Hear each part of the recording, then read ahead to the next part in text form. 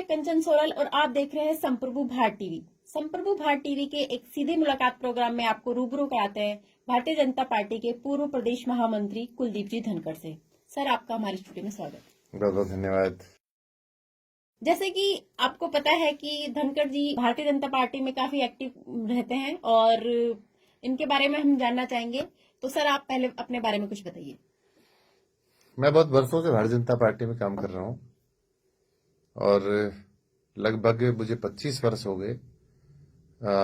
उससे पूर्व में स्वयंसेवक के नाते मैंने काम किया और उसके बाद मैं लगातार पार्टी संगठन में मेरे पास कोई ना कोई दायित्व रहा है, जिसमें पार्टी में जिला उपाध्यक्ष भी मैं रहा। किसान मोर्चे में बहुत लंबे समय तक मैंने काम किया है, जिसमें प्रदेश मंत्री से लेकर महामंत्री और उपाध्यक्ष तक मैंने काम किया। राष्ट्रीय टीम का भी सदस्य रहा हूं मैं। इसके अलावा 2014 में भारतीय जनता पार्टी के महामंत्री रूप में काम करने का मुझे मौका मिला और शुरू से लगातार मैं सोशल एक्टिविटी से मेरा बहुत हिस्सा रहा है। मेरा पूरा परिवार राजनीति से जुड़ा रहा है और विशेषकर जहां सामाजिक क्षेत्र में की बात आती है तो लगातार 95 से मैं सक्रिय राजनीति में काम कर रहा हूँ। धनखड़ जी, आप हमें बताइए कि आपने संगठन में काम किया है, आप पहले पूर्व प्रदेश महामंत्री भी रह चुके हैं, तो संगठन में रहकर आपके व्यक्तित्व में क्या प्रभाव पड़ा? देखिए, राजस्थान में काम करने का मुझे मौका मिला, राजस्थान को जानने का मौका मिला और राजस्थान में ऐसा कोई क्षेत्र जहां मैं नहीं गया हूं। चाहे मैं किसान मोर्चे के नाते मैं गाँव में गया, संगठन में मैंने खूब जिला स्तर पे काम किया, संविधान को टच करने का हमने प्रयास किया और जहां वो एक पारिवारिक माहौल एक ऐसा जो मिलता है तो उसके बाद एक अपनापन व्यक्ति में मन में महसूस होता है कि हाँ, मुझे अपने परिवार के साथ में काम कर रहा हूँ। संगठन से सीखने का बहुत मौका हर कार्यकर्ता को मिलता है, जो मुझे भी एक परिवार के नाते राजस्थान में मिला। धनखड़ जी, आप हमें बताइए कि जातिगत फैक्टर से आप जाट समाज से बिलोंग करते हैं, तो आने वाले विधानसभा चुनाव में आप विराटनगर को लेकर आपकी क्या संभावना है? देखिए, जहां कार्यकर्ता स्ट्रांग होता है और जहां 36 कौमें जिसका जुड़ाव होता है, उसको मैं समझता हूं जात पात की आवश्यकता नहीं है। जाति अपने आप एक मैटर करती है और लोकतंत्र में सब चीजें संभव भी हैं। लेकिन जहां तक मेरा प्रश्न है, विराटनगर में हर 36 कौम में मेरा बहुत ज्यादा जुड़ाव रहा है और उसमें आप यदि मेरी गत चुनाव जो 2018 का चुनाव था विधानसभा का, अगर आप बूथ स्तर पर देखोगे तो ऐसे ऐसे मेरे बूथ रहे हैं जहां पर जाट समाज के वोट चाहे नहीं भी होंगे, लेकिन मुझे कार्यकर्ता के नाते और वहां बड़ी संख्या में मुझे जनता ने मतदान किया है और आगे भी मुझे पूरी संभावना है कि जहां तक जैसा मेरा व्यवहार लोगों के साथ है, राजनीति में व्यवहार मैटर करता है। मैंने कहा ना, जात पात एक अपने आप में अलग स्थान पर है, लेकिन कार्यकर्ता होने के नाते उस व्यक्ति को बड़ा फायदा मिलता है और मुझे वो लाभ लगातार मिलता रहा है और आगे भी मेरी ये संभावना है कि मेरी 36 को मेरे साथ खड़ी रहेंगे। कहीं ना कहीं बीजेपी सभी सर्व समाज को लेकर साथ चलती है, लेकिन जब टिकट वितरण की बात आती है तो वहां पर जाति के समीकरण को देखते हैं, तो इसके बारे में आपका क्या कहना है? देखिए, मैंने कहा ना, लोकतंत्र में जातियों की बात होंगी, पहले भी होती थी, आगे भी होंगी, ये चीजें रुकने वाली नहीं है।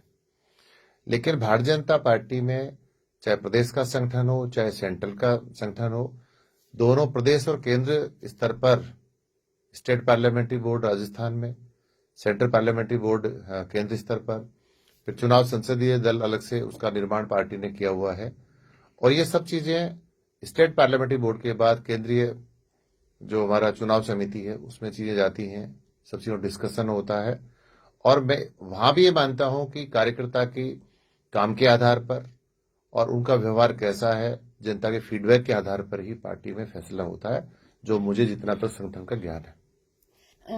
भारतीय जनता पार्टी में सीएम को फेस को लेकर एक अंदरूनी घमासान चल रहा है, तो इसमें आपकी क्या प्रतिक्रिया है? राजस्थान की जनता भारतीय जनता पार्टी को राजस्थान में राज देना चाहती है। पूरे प्रदेश की आप हालात देख लो, राजस्थान की जितनी जैसे प्रदेश कांग्रेस की सरकार की हालात रही हैं, राजस्थान में कानून व्यवस्था जो चीज यहाँ बिगड़ी है, यहाँ नौजवानों के साथ जो जिस प्रकार का कांग्रेस की सरकार ने, मैं तो ये कहूंगा, सीधा सीधा कहूंगा कि पीठ में छुरा घोंपने का काम किया है। पूरी राजस्थान की जनता भारतीय जनता पार्टी को राज में लाना चाहती है और जहां तक प्रश्न गुटबाजी का, राजस्थान में भारतीय जनता पार्टी गुटबाजी तो कोई है ही नहीं। मैंने कहा कि सब कुछ जो केंद्रीय चुनाव समिति है और संसदीय बोर्ड जो बना हुआ है उसमें सब कुछ निर्णय होता है। और जिस प्रकार आपने चुनाव देखे, उत्तर प्रदेश का चुनाव आपने देखा, गुजरात का चुनाव आपने देखा, बहुत सारे प्रांतों के चुनाव देख लीजिए, कोई कहीं भी जहां भी पार्टी में सर्वसम्मति से फैसला होता है और पहले तो सब लोग मिलकर ही काम करते हैं। ऐसी स्थितियां राजस्थान में है नहीं। सर, एक आज अगर अभी हम वर्तमान में देखें तो जन आक्रोश रैली काफी चल रही है भारतीय जनता पार्टी में, तो ये कहाँ तक सक्सेस बताते हैं? लेकिन साथ ही देखा जाए तो राजस्थान में बहुत सारी समस्याएं हैं, जैसे बेरोजगारी की समस्या है हो गई, और गैस सिलेंडर की बढ़ती कीमत और हंगर इंडेक्स। अगर इन सबको देखा जाए तो आपको क्या लगता है कि जन आक्रोश रैली कहाँ तक सार्थक सिद्ध हो रही है? राजस्थान में ये जन आक्रोश कार्यक्रम भारतीय जनता पार्टी ने जो तय किया, वो राजस्थान में जनता के आक्रोश को देखते कार्यक्रम तय हुआ है। और ऐसी कोई विधानसभा नहीं जहां जन आक्रोश का कार्यक्रम बड़ी संख्या में संपन्न नहीं हो। पूरे प्रदेश में बहुत बड़ी संख्या में कार्यकर्ताओं के साथ साथ जनता सड़कों पर आई, चाहे वो बिजली की समस्या रही हो, चाहे वो पानी की समस्या रही हो, चाहे कानून व्यवस्था की बात रही हो, चाहे नौजवानों के रोजगार की बात रही हो, चाहे महिलाओं के सम्मान की बात रही हो, चाहे किसान के सम्मान की बात रही हो। पूरे राजस्थान की जनता जन आक्रोश रैली के कार्यक्रमों में बढ़ चढ़कर हिस्सा लिया है। और समापन कार्यक्रम देख लीजिए आप, ऐसी कोई विधानसभा नहीं जहां पर जन आक्रोश महासभा का जहां समापन होना है वहां पर बहुत बड़ी हजारों की संख्या में वहां जनता इकट्ठी हो रही है और भारतीय जनता पार्टी की जन आक्रोश यात्रा का सपोर्ट कर रही है, सहयोग कर रही है। मैं राजस्थान की जनता को धन्यवाद देना चाहता हूं कि इतनी बड़ी संख्या में सड़कों पर निकल कर आई और जन भावना के अनुरूप भारतीय जनता पार्टी के साथ जुड़ने का काम किया। सर, आप विराटनगर विधानसभा से आते हैं, तो वहां हमारे चैनल के जो सर्वे हुआ तो हमें पता चला कि वहां पानी को लेकर बहुत समस्या है, तो उसके लेकर आप क्या करना चाहेंगे? देखिए, जब से कांग्रेस का शासन यहाँ राजस्थान में चल रहा है, मेरे विराटनगर की हालत ऐसी कर दी कि 4 वर्षों में मेरे विराटनगर जनता को पीने का पानी नहीं मिल पा रहा। प्रॉपर विराटनगर शहर में स्थितियां ऐसी हो गई कि लगभग 110 घंटे में एक बार पीने का पानी छोड़ा जाता है, वो भी मात्र 15 से 20 मिनट के लिए। उसके बाद मैंने कई बार आंदोलन भी किए हैं। और इसके अलावा पूरे साथ साथ आप देखोगे मेरे मेडकुंडला क्षेत्र जो है उसमें पानी की बहुत बड़ी समस्या है। मेरा जो शापरा के जो बिल्कुल एट द जॉइन जो इलाका हमारा क्षेत्र है, लगभग 8 पंचायतें मेरी उसमें आती हैं, वहां पीने का पानी नहीं है। पावटा क्षेत्र में पानी की बड़ी समस्या है। इन 4 वर्षों में राजस्थान की सरकार जनता को पानी पिलाने के लिए बिल्कुल फ्लॉप शो इनका हुआ है। और वहां के जनप्रतिनिधि भी जो कांग्रेस के बने हुए हैं, उन्होंने जनता के साथ ठीक व्यवहार नहीं किया। उनके लापरवाही के कारण से आज, उनके मैनेजमेंट के कारण से आज हमारी जनता पानी को लेकर बूंद बूंद तरस रही है। और जनता में इतना बड़ा भारी आक्रोश है कि आने वाले चुनाव में जनता दिखा देगी कि सरकार ने जो हमसे झूठे वायदे किए थे और जो हमारी बहुत सी व्यवस्था हमारी सरकार में पीने के पानी की व्यवस्था थी उसको समाप्त करने का उन लोगों ने काम किया है। तो पानी की तो हालत ही है। रही बात बिजली की कांग्रेस ने चुनावी घोषणा पत्र में कहा था कि हम 6 घंटे किसान को बिजली देंगे।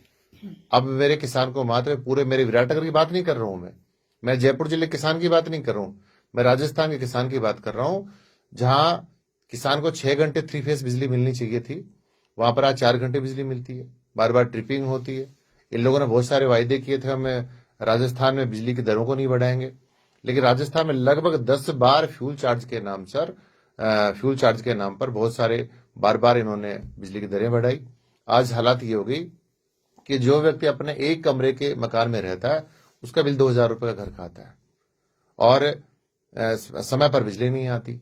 तो ऐसी बिजली की हालत होगी राजस्थान में। बिजली के महकमा तो ऐसा महकमा हो गया कि राजस्थान सरकार ने अपनी आंखों पर पट्टी बांध रखी है। मेरे विराटनगर में, मेरे आसपास के शाहपुरा में और मेरे आपके कोटपुतली में अगर आप देखोगे तो मेरे तीनों विधानसभा की मैं बात करूं तो सबसे ज्यादा मेरे वीसीआर किसान के को चोर बनाया जाता है। वहां वीसीआर बड़ी संख्या में भरी जाती है। किसी किसान का 2 लाख का वीसीआर भरा जाता है, किसी किसान का 3 लाख का बिल भरा जाता है। जाति के आधार पर वहां वीसीआर भरी जा रही है। तो ऐसी हालात वहां की सरकार ने पैदा करी है। तो चुनाव सामने ही है, अब अगर पता लग जाएगा कि आपकी हालत क्या होने वाली है। सर अभी ये जो पिछला बजट गया था तो उसमें मुख्यमंत्री जी ने ये घोषणा की थी कि वो 50 यूनिट तक बिजली फ्री करेंगे, और अभी आप कह रहे हैं कि एक कमरे में भी 2-2 हजार का बिल आ रहा है, तो उसमें कहाँ तक सही है कि उन्होंने देखिए, लागू की नहीं की? मैंने वही आपके चैनल के माध्यम से राजस्थान की जनता को भी कहना चाहता हूं कि बिजली की 10 बार बार फ्यूल चार्ज के नाम पर दरें बढ़ाई गई है। और आज मैंने कहा पहले बिल आता था हमारे उपभोक्ता का 500 रुपए का, 400 रुपए का। आज वो घरेलू बिजली का बिल आता है 2 से 1000 से लेकर 2500 तक का। और सरकार ने जितने वायदे किए थे राजस्थानी जनता से, चाहे पीने के पानी की बात मैं करूं, चाहे कर्जा माफी की मैं बात करूं, चाहे बिजली दरों की बात करूं, सरकार बिल्कुल हमेशा असत्य बोलती रही है, झूठे वायदे करके जनता से वोट लेने का काम किया, और उसी जनता को इस सरकार ने ठगने का काम किया है। जो अब जनता बता देगी कि आपकी जो आपने झूठे वायदे किए थे उसका परिणाम क्या है। सर हम राजस्थान प्रदेश की बात करें तो देखा जाता है कि लॉ एंड ऑर्डर के नाम पर जीरो है। यहाँ पे आए दिन हत्याकांड, लूटकांड, मतलब गोलीकांड होता रहता है, डकैती होती रहती है। तो ऐसे ही आपके विराटनगर क्षेत्र में भी हमने सुना है, देखते हैं, हम लोग सर्वे में देखा है कि गोलीकांड होता रहता है। तो इसके बारे में लॉ एंड ऑर्डर के लिए आप क्या कहेंगे? तो कानून व्यवस्था तो राजस्थान में कहीं बची नहीं है, और मेरे तो विराटनगर की हालत ऐसी कर दी। मैं चुनाव से पहले भी कहता था कि विराटनगर में कांग्रेस के लोग चुनाव जीतेंगे, उसका परिणाम यही होने वाला है। मैंने चुनावी समय में भी कहा था, और आज फिर कह रहा हूं।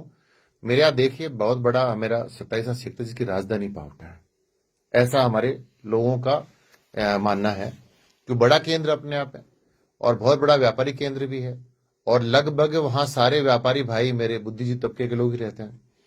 अब तक मेरे यहां कम से कम 3 बार वहां गोलीकांड हुआ है। दुकानदार अपने घर जा रहा है, कनपटी पे रिवॉल्वर रखकर उनको लूट कर लेके जाते हैं, घरों में घुस जाते हैं, चोरियां होना तो आम बात हो गई है। इसके अलावा मेरे विराटनगर शहर में गोलीकांड हुए हैं, मेरे बैठ क्षेत्र में गोलीकांड हुए हैं, मेरे भीलवाड़ी क्षेत्र में गोलीकांड हुए हैं। 4 साल से जब से कांग्रेस का शासन राजस्थान में आया है, तब से लगातार मेरे विराटनगर में गोलीकांड हो रहे हैं, चोरियां हो रही हैं। अभी पिछले दिनों की बात बताना चाहता हूं आपके चैनल के माध्यम से। और जो किसान बेचारा पशुपालन का काम करता है, और उनकी भैंसें चोरी होती हैं, उनकी बकरियां चोरी हो रही हैं, लोग परेशान हैं, बहुत त्रस्त हैं, और हमारे जनप्रतिनिधि आंख पे आंख, बिल्कुल आंख मूंद कर चुपचाप अपने आराम कर रहे हैं। इलाके से उनको लेना देना है नहीं। तो ऐसी हालात में हमारी कानून व्यवस्था होगी। मैं विराटनगर की बात तो कर ही रहा हूं, लेकिन राजस्थान में कानून व्यवस्था नाम की कोई चीज बची नहीं है। राजस्थान की सरकार हर मोर्चे पर विफल रहने का इन्होंने काम किया है, और उसका परिणाम जनता भी आपके सामने 2023 में रखने वाली है। सर आप हमारे चैनल के माध्यम से जनताओं को क्या संदेश देना चाहेंगे? देखिए, मैं तो सबसे पहले तो आपको धन्यवाद देता हूं कि आपका ये चैनल बहुत तरक्की करे। मेरी शुभकामनाएं हैं आप पूरी टीम के लिए। और इतना कहूं, राजस्थान की जनता की जहां भी प्रॉब्लम्स आती हैं, जहां भी प्रशासन सहयोग नहीं करता है, प्रशासन से हमारी बहुत सारी उम्मीदें होती हैं, और जनता हमेशा उम्मीद रखती है। जनता की उम्मीद पर ही पूरा प्रदेश संचालित होता है, लेकिन उन उम्मीदों पर ये लोग खरा नहीं उतरते हैं।